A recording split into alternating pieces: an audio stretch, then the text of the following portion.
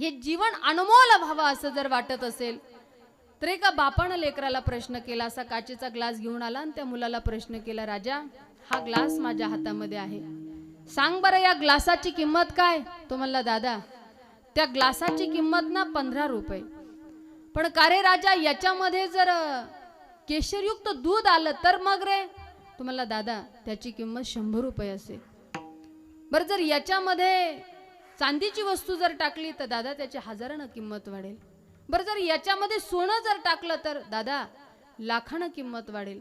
बाबा याच्यामध्ये जर हिरे माणिक मोती टाकले तर अरे कोटीनं किंमत वाढेल.